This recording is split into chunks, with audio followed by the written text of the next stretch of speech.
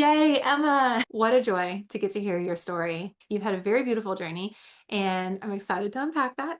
So, before we dive into the juicy details, would you mind just sharing a little bit about your story, your journey to, coming to the point where you found pain-free intimacy? Um, yeah, so me and my now husband, we practiced abstinence. So we did not have any sexual activity until after we got married, and that was in 2022. And I knew before being married, I had a fear of sex, anything going inside my body, like eye drops, ear Q-tips, all those things just freaked me out. And I even expressed at that time my fiance, I'm like, hey, like I am nervous. I'm scared that's gonna hurt, all these things. And so we knew there was this fear, but we thought we would just, figure it out. So we get to the honeymoon, nothing would work. We just did other things that we waited for, and we're like, let's just have fun. We have time. And a few months go by and we still try to have PIV or penetrative sex, and it just nothing's working. And so we were alone and didn't really know what to do and who to talk to about this because it's such a personal thing. And after about 6 months of us being married, we decided for me to go to my doctor. And so I told her what was going on, and she prescribed me like muscle relaxers and then like a numbing cream. And so I was like, okay. So I tried those things, did not make a difference. And then she referred me to my gynecologist. So I've never been to a gynecologist before. The gynecologist tried to insert their finger. I like screamed and started crying because it just hurt so bad. And so she said that she has seen this before, so she recommended me to get dilators, silicone dilators. So this is now about a year because it takes so long to get to a gynecologist. We ordered dilators and we just read the directions on the box, and my husband did it with me, and it was just painful the whole time. And so it was literally just me sucking it up and hoping for the best and hoping that it just got easier. We did that for about 1 to 2 years of just dilating and practicing. And it got really depressing because I felt like nobody understood me. I felt like I was a freak, like nobody goes through this. I was so guilty. I struggled with guilt. I was like, is my husband going to leave me? I don't blame him if he wants to leave me or if he wants to look at porn or all these things. And thankfully, my husband was like, no, I'm faithful to you. I love you for you. I loved you before sex. So he was very encouraging in that journey and had to reassure me, but that guilt was still there. But I am thankful that he was there and so supportive and faithful to me.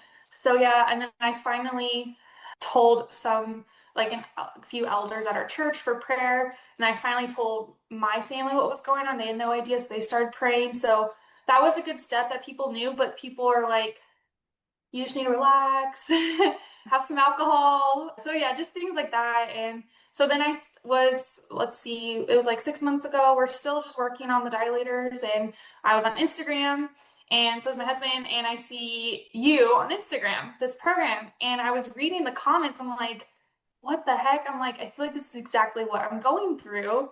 And so I shared it with my husband, actually saw that exact same thing earlier that day on his feed.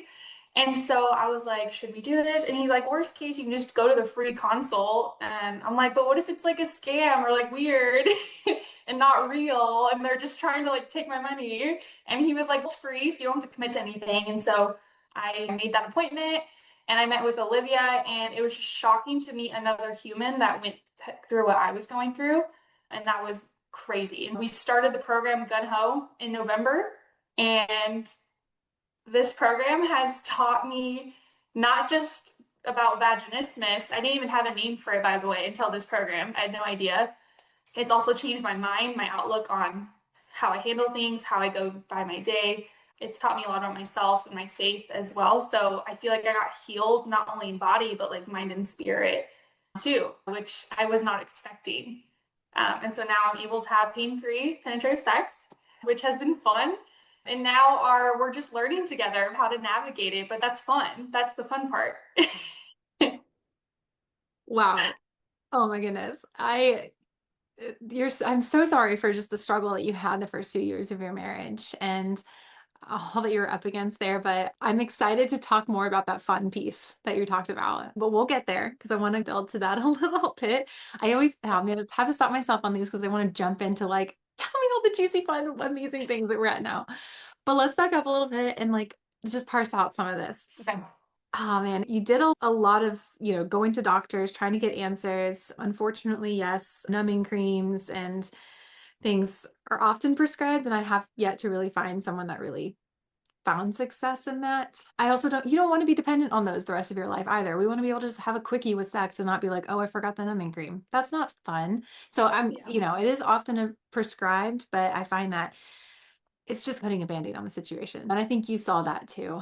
So in this journey, you ended up opening up to, it sounds like a lot of people, elders, your family, and you said some people told you, just use lube, drink alcohol.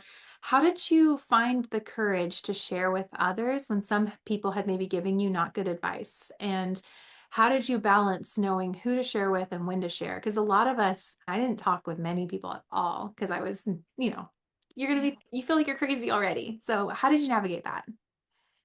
Yeah. So we didn't tell anyone. So I want to say at least a year and a half in our marriage. And so that was really alone. And I think it got to the point where we were part of a church that really pushes godly community and not doing life alone. And for us, we met an elder and his wife, and we were wanting to start serving like in ministry. And so they were just getting to know us because we were new to the church. And they asked, is there anything we can pray for? And I felt like at that moment, I looked at, yeah, my husband. I just broke down because I'm like, I feel like we need to tell someone. And so that was the first time we shared and with someone was them. And I think just having that almost like relationship outside of your family and close friends was nice to start with, just because they're an outside perspective. They don't, they won't really have much judgment or things like that, just because it's not my family who's like counting on us to have kids, or like it's someone that's like outside, and they're a safe person and in leadership in the church. So I felt safe with them, and they have a great reputation. So that's something I consider, like their reputation. Are they godly? Do they have the same views as me? I can't talk to someone about this who doesn't view sex the same as me. I just feel like that would be helpful. So that was the first time with that. And then I'm very close with my family, and they accidentally got like a bill from my gynecologist because we didn't change addresses. So just because our lives are so entwined, I was like, I need to tell my family what's going on. So I told my mom. And so just because of that, because they're like, are they pregnant? Like, it's so at that point, I was like, I think I need to tell my family because we're a praying family.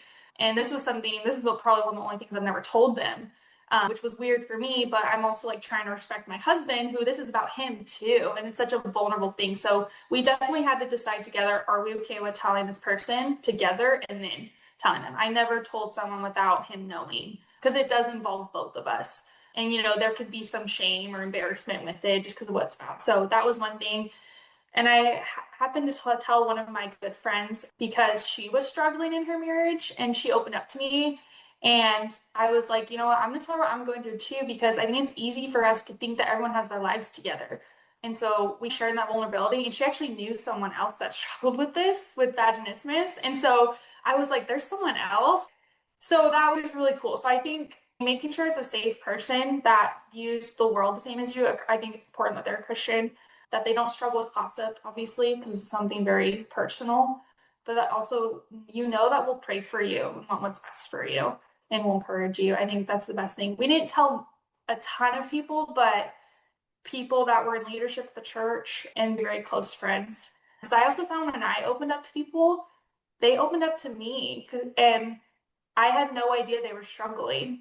So I almost use it as a way to encourage others, honestly. I got over the embarrassment. I'm like, hey, we can't have sex like right now. So if you're going through something, like I'm gonna pray for you too, because all of us have something going on, whether it's in our marriage or our walk. And so we kind of got to the point of humility in a sense where like we're gonna tell people we're struggling, because I want people to feel like they can tell me that they're struggling. So we almost saw it as a ministry opportunity too, if that makes sense. Yeah. That's so beautiful. Praise God you leaned into. It's that humility in it. And I'm not saying we all need to share this. It's like you said, it's the deepest Mm. vulnerable things that there's wisdom in if and who we share with. And I think you outlined very beautifully, like how do you have discernment and who to share with, having the same views, making sure that they're on the same, page about viewing sexuality, and someone who's going to be there for you and not try to fix your problem is, I think a lot of people really quickly jump to like, okay, here's what my grandma did. She did olive oil and she did it with him every day for 3 years and finally got better. Like people are going to want to give advice, but I think if you can find someone who's not going to so quickly jump to fix problems, but can listen and have empathy, those are the people we can trust. And you know what? We might share and they might react poorly, and we learn to build resilience and let that kind of slide off. And I also find too, like, now I tell everyone that I had vaginismus because it's what I do for work. And it's almost anytime I share, it's like, oh, everyone has either a cousin, a sister, a roommate, a bridesmaid who has a similar story. And so, with a statistic like 22% of church going women experiencing sexual pain or vaginismus, odds are someone in your row at church is experiencing this too. And so when we are able to be vulnerable, it really helps other women out. But that, again, that's a choice everyone gets to make on whether they want to share. And so thank you for unloading a little bit about that, because I think it can be an encouragement for the one who feels isolated and alone, and also the one who shares with everyone and has been met with stupid advice. Too, I have greater empathy for maybe couples going through miscarriages or infertility. Not that I've gone through that, but the idea of having sexual problems in a marriage, I felt like I have more empathy for that in a unique way. So just relating to people in that, or just the idea of like mourning something that you don't have. That I think that's also helped equip me to encourage others too. Yeah. And we know Romans basically says that suffering leads to hope through like building perseverance and character and all these things. And vaginismus is certainly suffering. Not being able to have sex with your husband is suffering. But so are these other things like miscarriage and infertility and loss. And so maybe it's not the same story, but that journey of perseverance and character development and it leading to hope is similar. And we could go off on a whole big tangent on the beauty of the church and how the church, we suffer together and we rejoice with those rejoicing and mourn with those who are mourning. And in this journey of vaginismus, we get to do both, and it helps us to be able to love others in community deeper. So I just so love that your church is a relational, like gospel centered community, it sounds like, and values that. What a safe, beautiful place to be. I wish Yes. more churches embody that, but again, Oh, different me soap too. opera. And I want everyone, once you experience a healthy church, you just see the church differently. Yes. Oh gosh, yeah. Okay, so I want to jump to the free consult you talked about. Not a lot of people on this Yes. talk about that free consult, and it is something we pitch a lot. And there's a reason why we do the free consult. One, not everyone has vaginismus, and we want to make sure you have it before we jump into working toward to pass it. But two, I think a really valuable part of this journey of healing is sharing with somebody else who's been there. And so that's why we do have the free consult. And I do free consults. We have Olivia, who's another one of our amazing, incredible coaches who out of Australia does free consults. And so you got to meet with Olivia, who is I would love to meet with Olivia. She's amazing.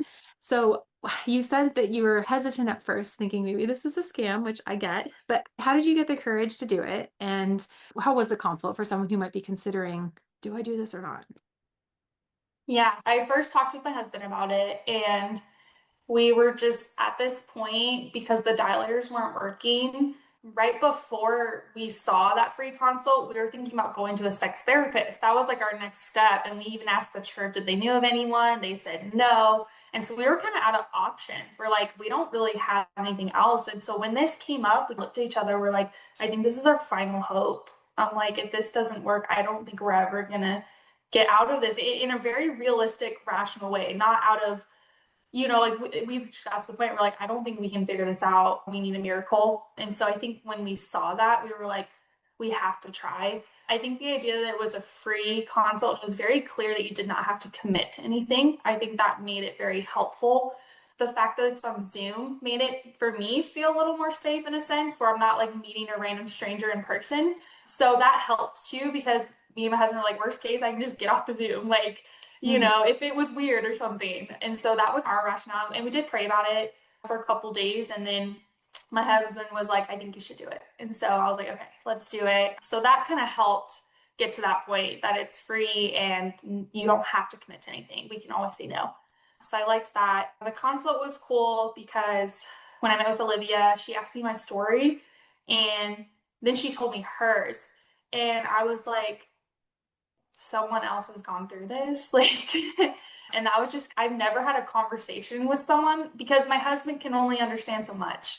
And he tries and he continued to try. But like as a woman, I felt so validated and felt so less alone in that sense. Even though I have a community and I have so much love and a family and a wonderful husband, I felt alone in that area. And having her tell her story, I'm like, oh my gosh, like this happens to other women. And so it gave me hope. I was excited. And then we're like, okay, Lord, like if you feel like we should not do this, please make it clear, but we think we should. And so we waited, and then we're like, we're doing it. This is our last hope. And so we started. And I knew with this commitment with money, there had to be changes. So we made serious changes to our lifestyle because we're like, this is a commitment, this is a lot of money, but this is important. I love that. So yeah, it is an investment. Let me ask, is it worth it? Was it worth the investment? I would pay double that if I knew this was the outcome. 100%. Okay. And that's what we have heard time and time again is Yep. it is worth it. It I know I'm is. totally biased, but like it's a program that's working through the whole person. Yeah. Well, for so much, like the community calls are huge. Like that's a lot of time. If you do the boxer, the messages, like if you pay for that, like that is so worth it. Like having the community hub is just so worth it. And there's the endless amount of resources. Like I downloaded so many PDFs just to refer to, like later on, like recommended lubes and all those practical things that it's hard to find on the internet, on your own. There's definitely a lot in the program. And a lot of women who end up getting pregnant later will come back and be like, that will help with pregnancy now and delivery. Like, I didn't realize that it would be so applicable to many different aspects of life. Okay, so I know it was a while ago you had your consult call, but how did you feel after the consult call? What was that feeling in your mind after you hung up? I I almost it was almost like an overwhelming emotion of like hope, if that makes sense, but also like fear, I want to say, because I think it was, wow, this could work, but then I had a fear in my mind of what if it doesn't work? And then this is it. So it was definitely a mix of that.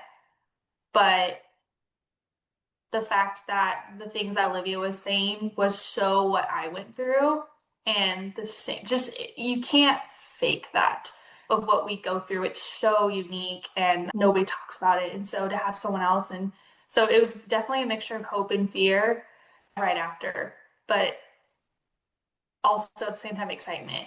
Yeah. Like, okay, maybe something's on the horizon, God. Like something's about to happen. Yeah. I love it. And it's cool, especially the fact that you guys both saw similar things on social media. I feel like God does drop this in front of people in the right timing in the right way and makes things come together for that. So, yeah, I'm just grateful that you trusted us with your journey and the beautiful thing that came out. So, let's talk about healing then. So, you started the program, and a lot of times we see growth happen in this program in many different avenues. So, let's start with maybe what were some of the mental shifts or maybe mental breakthroughs that you experienced?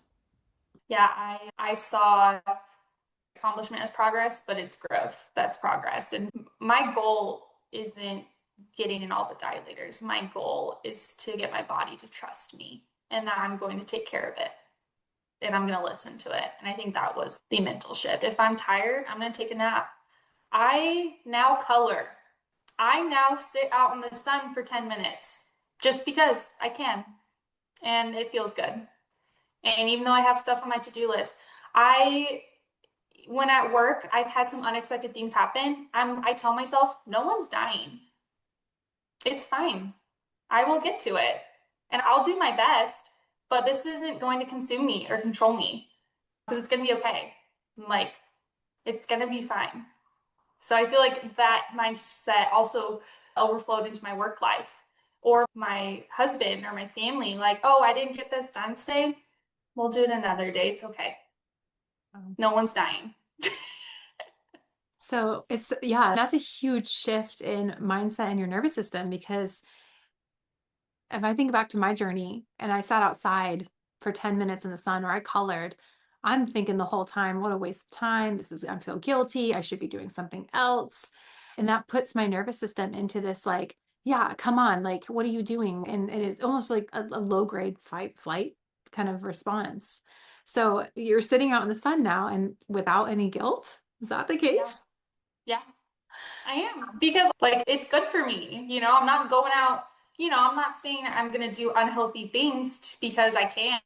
Like, no, I'm gonna do healthy things that are good for me because I can. And my to-do list, like I'll get to it. It's okay. Or if I don't clean the windows today. I'll do it next month. Like, it's okay. There are so many more important things. And you have to protect your energy because the Lord created us to need rest. He did. That's why we have the Sabbath. And so if I keep going, I'm not going to be able to be there for other people than me or be there for my husband or my family because I'm not taking care of myself.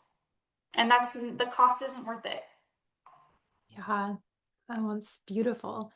I love like, and I've actually just read through the beginning of the Bible a little bit since the beginning of the year. And, one of the first command that God has given to mankind is be fruitful and multiply, which is essentially, hey, go have sex. I love that.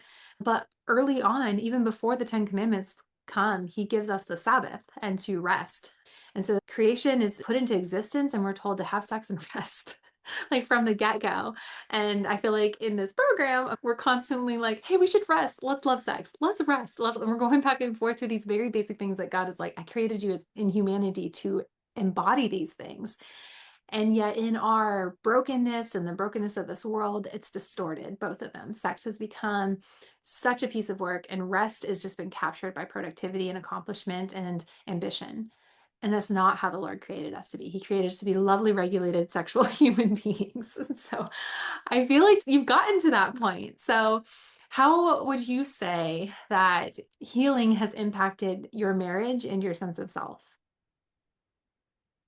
Yeah, I think with my marriage, I think I'm able to communicate better with my husband, especially in the bedroom per se, like what I like, what I don't like, what makes me feel happy, how I feel pursued. Just because everything was wrapped with fear and pain, it's like I couldn't even figure out what I want in that area. So we've also learned how to communicate effectively in that area. And of course, that overflows in other areas too. But I feel like because of all the fear and pain, it was hard to communicate in that area because I was just so afraid of disappointment and that he's not happy and just all these things. And so through this journey, he's had to assure me like so much, like, I love you for you, especially during the phase where you abstain from any sexual activity. And I got to see my husband, he got to show me his love for me, that he still wants, he wants to hang out with me. He doesn't just love me for sex or my body. And I know that, but I didn't really know that until I got to see that. Like, and so I feel like that's made us even closer in this sense, just seeing his love for me and patience for me. And so I feel so much even more closer to him. And I feel it was opportunities for us to show us love. He would say, thank you so much for all the time you're putting in. And I know this is hard and I know you're doing it for us. And so I think this journey was often to show each other love, probably beyond what a lot of, normal couples have had to experience. This experience could bring you together or tear you apart. And so I think this experience has allowed us to have that communication and patience and grace and that truly unconditional love.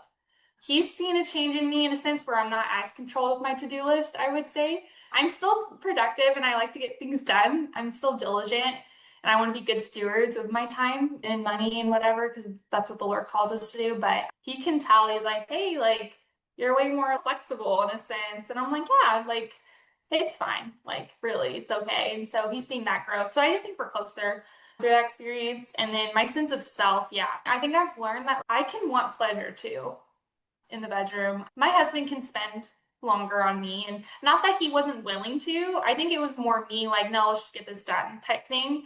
But I've had to learn to accept his affection towards me for a long time in the bedroom, and that's okay because that's what women need in general, even. Yeah, getting to learn how to accept that pleasure is something I'm continually working on, but getting used to because part of me is like, oh, I haven't given you as much attention. He's like, no, it's okay. You need more than I do.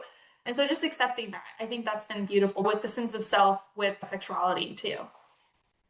Gosh, it's so beautiful to be a recipient of that and to afford yourself the opportunity to receive. Because especially us women who are accomplishment goal getters, to-do Yeah. lists, when you apply that globally, it's hard when we're controlled by that. But in the bedroom, it's like, can I just do step one, step two, step three, and then bam, we're done and we're in and we're happy?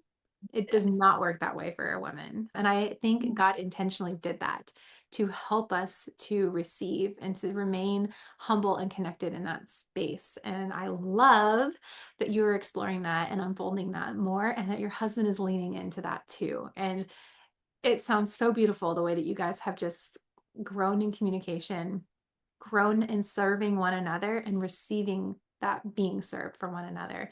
That's the beautiful dance of intimacy that God created. It's not selfish driven, it's not needs, it's not release driven, it's coming together driven. It's so beautiful. Cool. Okay, okay, so let's jump into the more practical stuff. How is sex now? How are we doing? Any pain? It works. What are we at? How is it going? Yeah, we've been able to do PAV, I think about 5 times at this point. And the funny thing, so it doesn't hurt, but I have a very strong urge to urinate.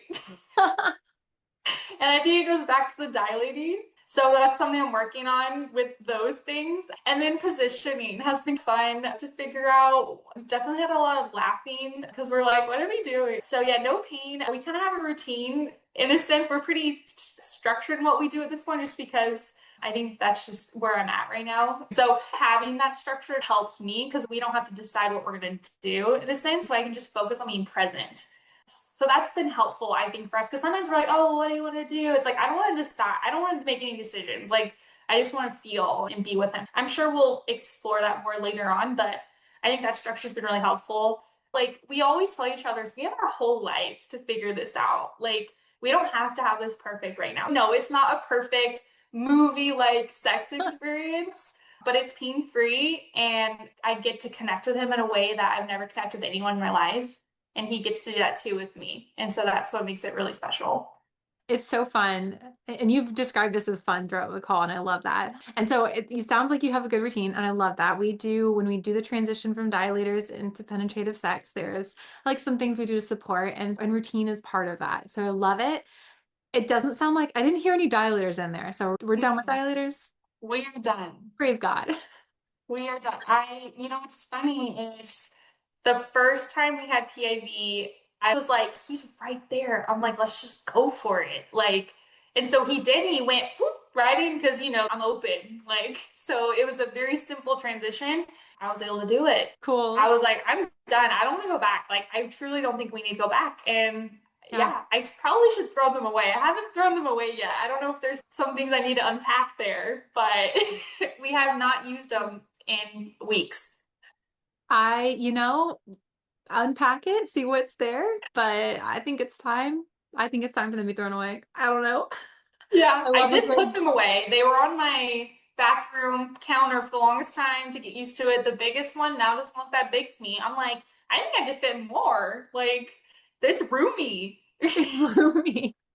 And when we had PIV, I was like to my husband, I'm like, you know what's funny? Like, I feel like I still have more room. Yes, girl. I love that. And I also just love that you're like, it's not perfect. It's not movie sex, which movie sex is fake, like Temu sex anyway. It's not real, but it's movie sex for you guys. Like you've been married almost 4 years now. Is that right? Yeah, almost 4 years. Yeah. Okay. So now you are having newlywed sex essentially. Yeah. Like it's clunky, it's bumpy, it's funny, it's you know, weird sounds, different things. Oh, that doesn't work. Like that's not comfortable. Like you play around, you have fun, and that's so awesome. Like that is two people coming together and creating their own intimacy story. And it's not gonna I don't even think God wanted it to be perfect from the get-go. I think he wants us to have to communicate and to try new things and have curiosity and explore and fail and then let the dust settle on what works for you guys. And I think you're there, and I think it's so cool that you see that perspective and you're leaning into it and you're in this like second honeymoon phase. So cool. So are you guys going anywhere to celebrate or doing anything fun? What we do is in June is our anniversary. So we already had a trip planned for that. So I think we're just going to do that. But the night we had PIV sex for the first time, we were actually taking a break from eating out for the month of January. And we were like, no, we're going to eat out for this. So we went to Chipotle, and it was the best Chipotle we ever had that night. And we were just so overjoyed. I felt like this weight was lifted off my shoulders and my husband's shoulders, and just the possibilities opened that we thought were closed for so long. Man, Chipotle, huh? I think you should have gone to a five-star steak restaurant, maybe like something big. But I really appreciate the Chipotle in this. Yeah.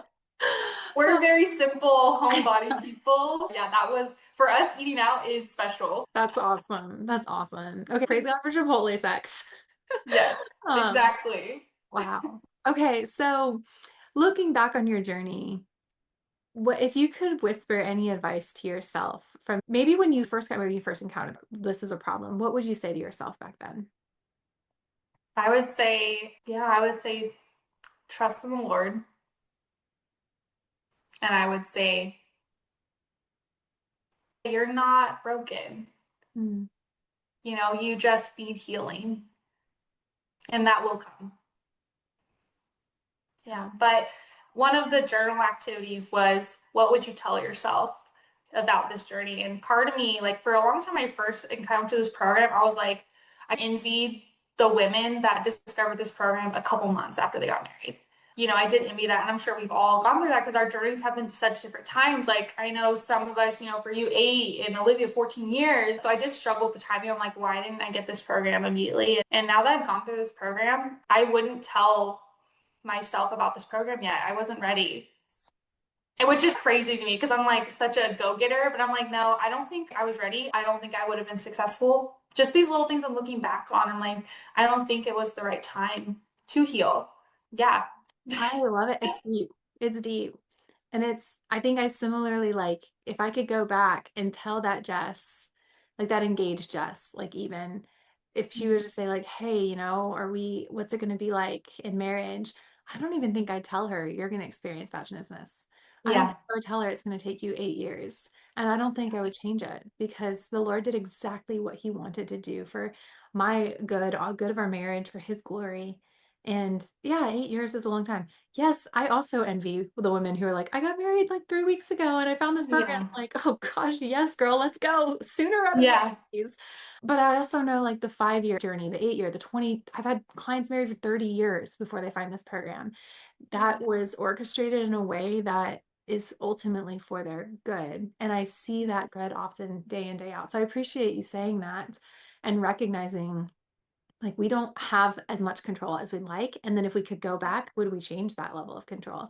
And I appreciate you're like, no, this is what I needed for the goodness of our marriage and for healing. So really beautiful. Thank you. That's deep. Thank you for sharing that. So, and then I guess just if you could say anything to a girl who's just starting this program out right now, like what would you say to her? I would say it's worth it. It's worth the time. It's worth the investment. But you, and if you're married, your husband have to want it and have to be willing to put in the work for it. But it is so worth it. I love it. That's awesome. Okay, and then I do have to ask, I ask this one on every call, but is penetrative sex worth it? Because you said you have to want it. It's a lot of work. There's a lot involved here. And a lot of times you do dilators and you're like, I'm just not convinced that this does not feel good enough for me to put all this effort in. So is penetrative sex worth it? Yeah, I think it is. It is not necessarily because of the act itself. I think it's just the ability to have that connection with your husband is so beautiful because God created those parts to fit so perfectly together. And you do get to become one in that physical way as we're called to be. So to experience that, I think that's what's cool. Yeah, like is the actual feeling of it like it's more of the connection and the ability to do that and just the ability to do other things with your husband that are fun too. It just opens up a lot of doors in that area. But then also emotionally, I think it's worth it too to experience that with your husband because that's what God intended. Like God created this to be pleasurable and for a man and a woman that are married. And so God knows what's good and what we like. So he created us. So yeah, I think it's definitely worth it because it just opens up so many other things that you get to experience with your husband. Yeah. And you said it so beautifully because penetrative sex is not the end all be all, despite like that's yes what we're working towards. It's not the thing, like the top thing that we get to do. But the fact that we can enjoy that opens us up and gives us that freedom. One, because we're not in bondage to this thing we feel like we can't have. We're not like being intimate with always in the back of our head being like, we have to do this because I can't do, the other thing. We're free of that. And so we can afford to enjoy intimacy, whatever that's going to look like. And penetrative sex can be one of the menu options for the night if we want to. And it's just Yeah. nice to have the full options of the menu and Mhm. not be bound by this like forbidden area that seems to be so spiraling for many of us. Oh my gosh, thank you for just your wisdom in this journey and for trusting us with your healing and for being such a huge contributor on the group coaching calls. I know you have been a blessing to so many women, such a strong like motivator for so many. The celebration calls are bittersweet because I'm one overjoyed for where you're at, the healing that's taken place, both physically, emotionally, spiritually, psychologically in your relationship. But I'm sad because we won't be on the calls anymore and you're spreading your wings and flying, but you've been so sweet and beautiful to our community. And we really love you and are appreciative of your vulnerability throughout for this whole journey. So, anything else you want to share or wisdom for those listening? Yeah, I think a huge thing that you mentioned is that community. Talking with other women that have gone through the same thing is incredible. To share those wins with someone, if I share a win with a close friend, like they don't get it. They don't get what that win means. But having those women cheer you on and ask those weird questions that nobody wants to ask is the best. It's truly the best. And I'm going to be continuing on my prayer list. I have the women in the Vaginismus program. Like that's going to be a prayer I'm going to continue praying for because I've been there and I know what that's like and what that means. And I challenge people to be vulnerable with this community because I feel like that's the only way you're going to start that healing. Yeah. And I cannot speak highly enough about the women in this program and the community we have. I think even just like my journey, I was alone. And so when we put together what the Mind Body Sex Reset program is going to look like, it was a non-negotiable that we had to have community because I cannot imagine the struggle it took for me personally. And the first person I met who had also had vaginismus was like, I don't know, 4 or 5 years after I'd healed. I was like, oh my gosh, other women have this. My pelvic floor therapist kind of said she worked with others, but I never met them. And like God has created us to be in community. That's what the church is. That's how we are to survive this world. And so community was a non-negotiable. And I just am so privileged to get to be a part of this journey for so many women and see you all love one another deeply. Like our community hub is nonstop conversations and encouragement and sharing things and wins and the prayer groups that we have too in the depth, and women fly across the country to go meet with one another in person. Like what? That's so cool. Just the depth of friendship we have, to the fact where we actually had a hard time having women graduate because they didn't want to leave the community, so they wouldn't share that they've had pain-free sex because they don't want to leave because we're so vulnerable. We'll talk about all the things, so we had to Yeah. create Eden Unfolding, our graduate group, to get women out of the program so we just Yes. continue these conversations about awkward sex positions and did you try that and what is that, and I've never, we can do that now but not have to be defined by vaginismus and pain. So we want that community, we crave that community, and I think that's just a desire that God's given us, and to be able to be met there to share the pitfalls but the joys with people who really get it is really special. And thank you for sharing that and for being a huge asset to that community. So we'll miss you dearly, but it encourages my heart that you're going to continue to be praying for these women. Yeah, and I made sure to tell leadership in church that work with married couples and let them know, like, if you hear someone that is experiencing pain, please let me know and I can refer them to a program.